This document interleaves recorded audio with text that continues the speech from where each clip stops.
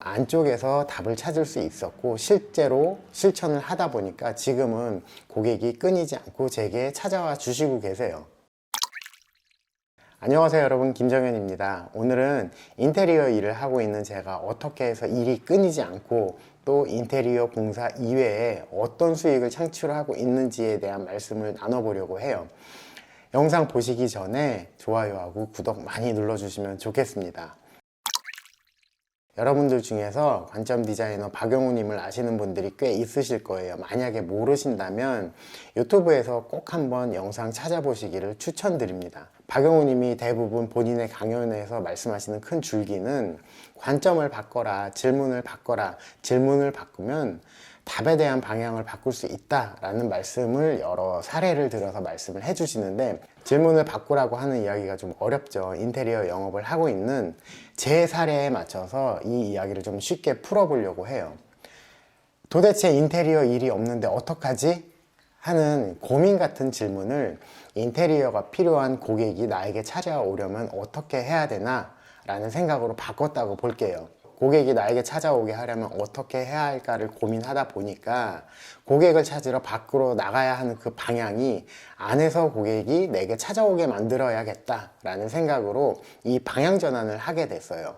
저는 고객이 더 찾아오게 하기 위한 첫 번째 단계로 포트폴리오에 신경을 써야겠다는 생각을 했어요. 우리가 인테리어 작업한 결과물을 더 예쁘게 사진으로 담으려 노력을 했어요. 사진을 예쁘게 찍고 나니까 이렇게 예쁘게 찍은 사진을 어떻게 하면 고객에게 더 많이 보여줄 수 있을까를 생각하니 온라인을 활용해야겠다는 생각을 했고요. 그래서 저는 블로그도 활용하고 있고 인스타그램도 활용하고 있어요.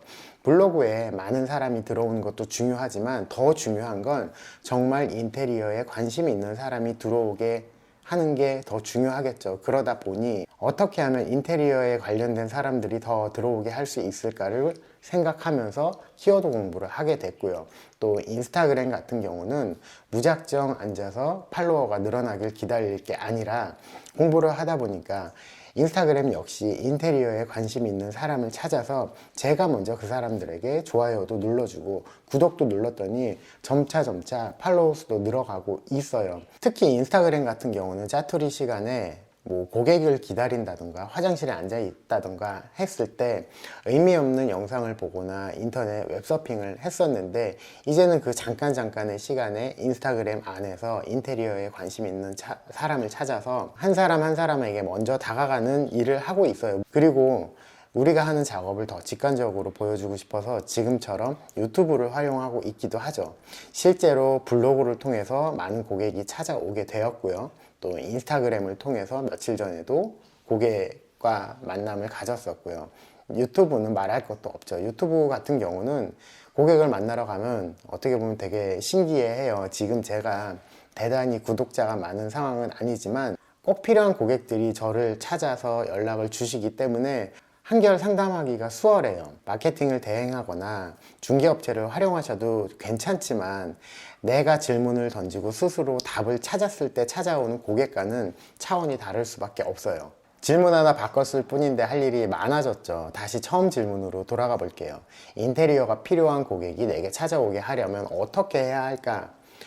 저는 이 질문을 통해서 안쪽에서 답을 찾을 수 있었고 실제로 실천을 하다 보니까 지금은 고객이 끊이지 않고 제게 찾아와 주시고 계세요. 이렇게 고객이 먼저 찾아왔을 때는 우선 미팅을 했을 때 커뮤니케이션이 잘 될 수밖에 없어요. 그리고 온라인을 통해서 1차적으로 우리와 맞는 고객만 선택이 되었기 때문에 고객하고 미팅을 했을 당시는 우리 회사에 대한 긍정적인 이미지를 가지고 계셔서 대화하기가 한결 수월할 수밖에 없죠. 박영우님의 영상 중에서 한 40대 중반쯤에 망했을 때 어머니께서 그동안 뭘 벌어놨냐라는 질문을 하셨다고 해요. 그래서 이 질문을 생각하다 보니 돈은 못 벌었지만 이 질문에서 돈을 빼고 나니까 친구도 벌어놓았고 사람도 벌어놓았고 지식도 벌어놨다라는 생각을 하게 됐고, 이렇게 벌어놓은 걸 가지고 또 또 다른 기회를 창출할 수 있었다고 해요. 그래서 저도 인테리어 일을 하면서 돈을 벌지는 못했어요. 박영우 님이 받았던 이 질문을 저한테 적용을 해보니까 저는 그동안 쌓인 포트폴리오도 있었고 또 인테리어에 대한 노하우도 있었고 포트폴리오를 잘 만들기 위해서 사진 실력도 늘었고 인테리어 영업을 하다 보니 영업에 대한 노하우도 쌓였다. 이런 결론을 얻게 되고 지금 제가 벌어놓은 것들을 통해서 인테리어 공사를 하지 않아도 또 다른 수익을 창출할 수 있게 되었어요. 인테리어 영업 관련된 부분은 전자책을 써서 온라인상에서 판매를 하고 있기도 하고요. 사진 같은 경우는 다른 회사의 중공 사진을 찍어주기도 해요. 이렇게 제가 인테리어 공사를 하지 않아도 인테리어 일을 해서 벌어놓은 걸 가지고 다른 수익을 창출할 수 있게 되었죠. 또 다른 질문을 해볼게요. 인테리어 공사를 하면서 꼭 돈을 벌어야 되나? 라는 질문을 스스로에게 했을 때 인테리어 공사를 하지 않고 벌 수 있는 방법은 디자인만 해준다거나 설계만 해준다거나 해서 또 얼마든지 수익을 창출할 수 있다는 생각을 했고 몇 년 전에 실제 시도를 해봤어요. 그때 이후로 저희는 인테리어 공사도 많이 하고 있지만 실제로 디자인과 설계만도 해드리면서 또 다른 수익을 창출하고 있죠. 제가 말씀드린 것 이외에도 또 다른 시도를 해보려고 노력하는 것들이 있어요. 언젠가 결과물이 도출이 되면 또 한번 영상으로 말씀을 나눠볼 수 있지 않을까 싶어요. 어떠세요? 박영우 님이 말씀하신 질문을 바꾸라는 것이 성과를 내기 위해서 얼마나 중요한 포인트가 되는지 이해가 되시죠? 앞으로 박영우 님이 말씀하신 것들을 가지고 몇 가지 영상 컨텐츠를 더 만들어 볼 생각이에요. 꾸준히 관심 가져주시면 좋겠습니다. 그래서 오늘의 결론은 고민하지 말고 질문을 해라. 어떤 행동을 하기에 앞서 그 맨 앞에 질문을 두면 반드시 성과로 이어질 수 있겠다라는 말씀을 드리고 싶었습니다. 다시 한번 강조해서 말씀드리지만 유튜브에서 박영우님 영상 꼭 한번 찾아보시면 반드시 도움이 되실 거라고 확신합니다. 오늘 영상은 여기까지 할게요. 감사합니다.